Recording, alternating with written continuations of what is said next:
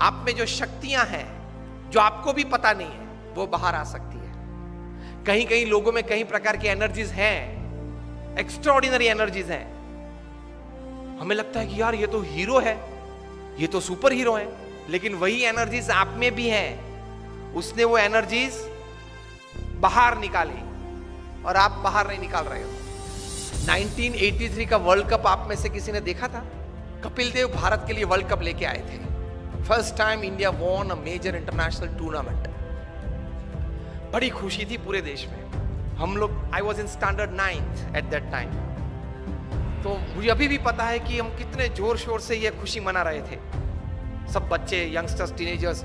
Cricket was a fever in India and actually it became a more fever in India after Kapil Dev won the world cup for India. अभी भी वो दृश्य याद है, Lord's की gallery में कपिल देव लेके खड़े थे। मुंबई में सम्मान हुआ, दिल्ली में सम्मान हुआ, बीसीसीआई ने बड़ा सम्मान किया। लेकिन जो हारने वाली टीम थी वेस्ट इंडीज, उनको लगा कि साला ये बंदर है, वो सिंह को सोता था सिंह तो झाड़ पे से नीचे उतर के एक चाटा मार के वापस ऊपर चढ़ गया। West Indies was a very powerful team.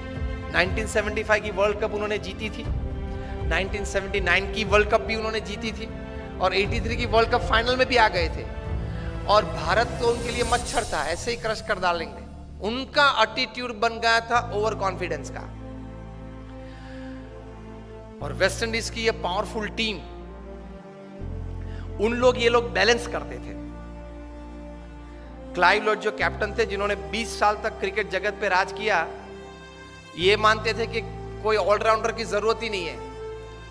6 batsman, 4 bowler और 1 विकेट कीपर। 6 में से एक भी बैट्समैन को गेंद डालना आता नहीं था और 4 में से एक भी बॉलर को बैटिंग करना आता नहीं था।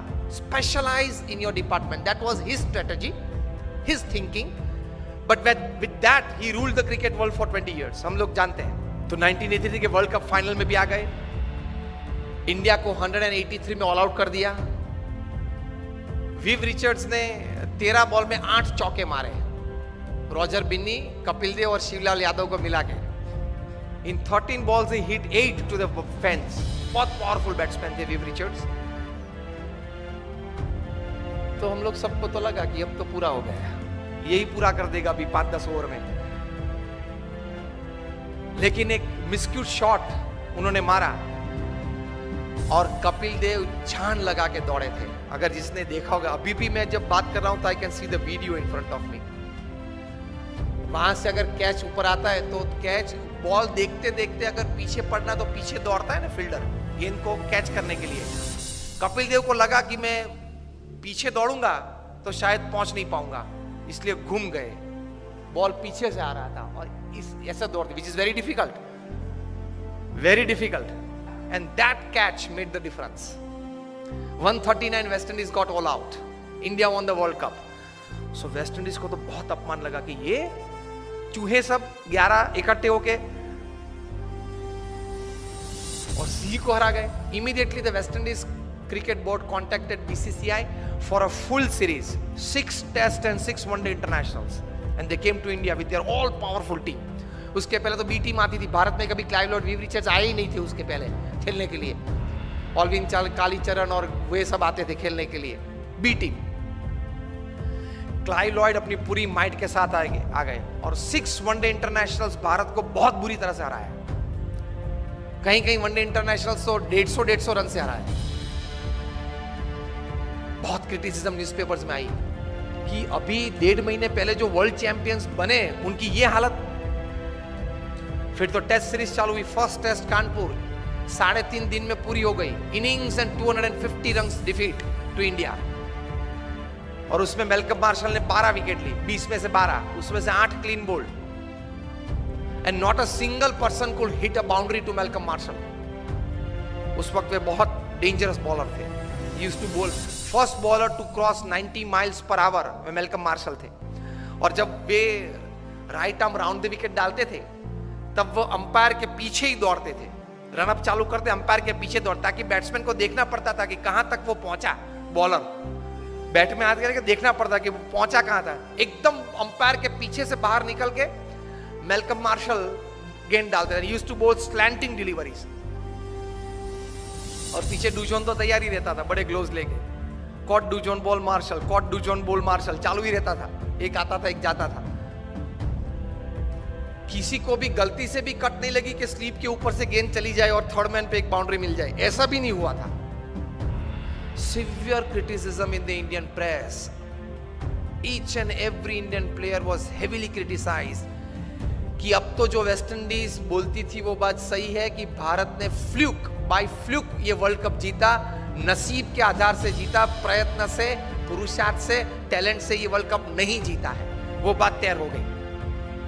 इंडियन प्लेयर्स का काउंसलिंग चालू हुआ, मॉरल बूस्टिंग चालू हुआ, पंपिंग चालू हुआ, एटीट्यूड्स बदलना चालू किया। उसमें सबसे पहली बारी आई ओपनिंग बैट्समैन सुनील गावस्कर की। उनका एटीट्यूड बदला कि you have a defensive attitude, you have to change your attitude from defence to attack.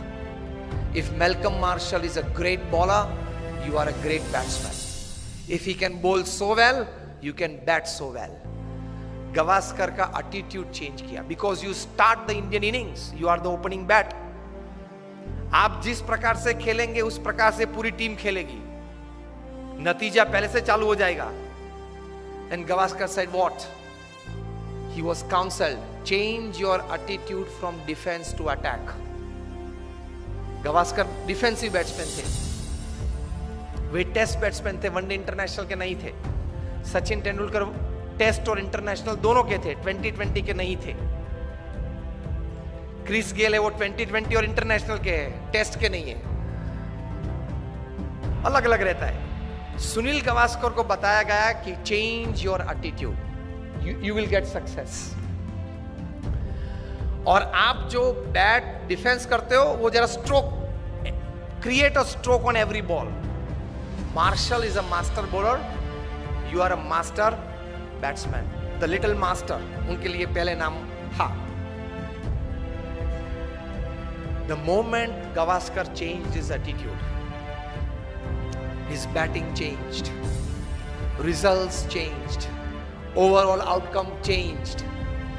और 6 में से हम लोग 3 टेस्ट मैच तो फिर भी हारे, लेकिन 3 टेस्ट मैच बचा सके, वो गावस्कर का एटीट्यूड अटैकिंग हुआ इसलिए। दूसरी टेस्ट थी फिरोज शाह कोटला पे दिल्ली में, West Indies won the toss and send India into bat.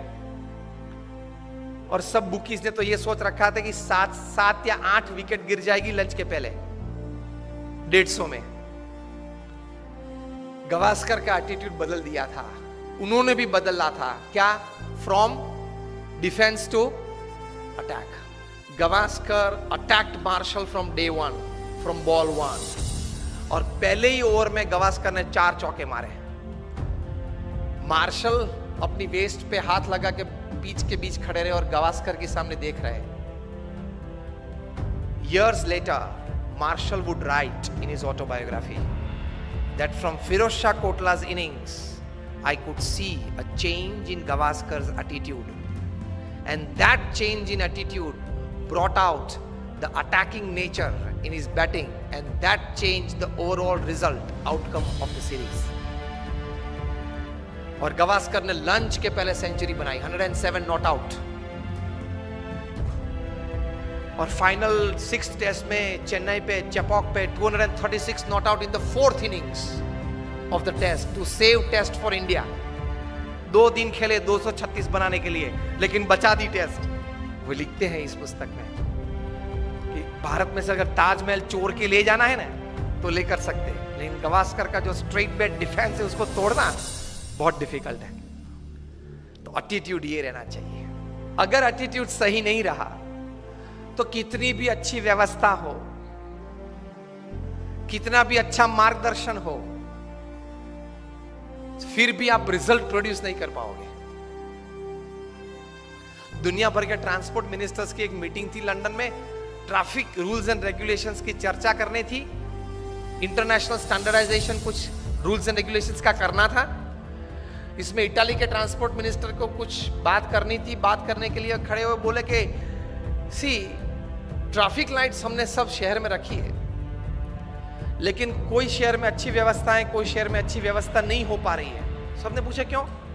रोम में इंस्ट्रक्शंस देखते हैं तो फॉलो करते हैं, नेपल्स में सजेशंस देख सकते हैं। और जो हमारा माफिया टाउन है सिसिली, वहां people look at traffic lights like a Christmas decoration. लाल पीली अच्छी होती है, मजा आता है देखने में। व्यवस्था तो सब जगह पे थी। रोम में इंस्ट्रक्शंस देखते थे तो अच्छी व्यवस्था थी, नेपल्स में सजेशंस देखते थे तो चलता रहता था, और सिसिली में उसी क्रिसमस लाइट को दिवाली या क्रिसमस का डेकोरेशन देखते थे। लाल लाल पीली अच्छी होती है, मजा आता है देखने में। तो कोई व्यवस्था नहीं थी। व्यवस्थाएं सब एक प्रकार की हैं, रिसोर्सेज सब एक प्रकार के हैं, लेकिन नतीजा, रिजल्ट्स पीपल के एटीट्यूड से आते हैं। इतनी ताकत है एटीट्यूड में। व्यवस्थाएं तो थी, लेकिन परिणाम मिलते हैं या नहीं मिलते हैं एटीट्यूड्स पे डिपेंड करते हैं। तो एटीट्यूड्स में ये ताकत है।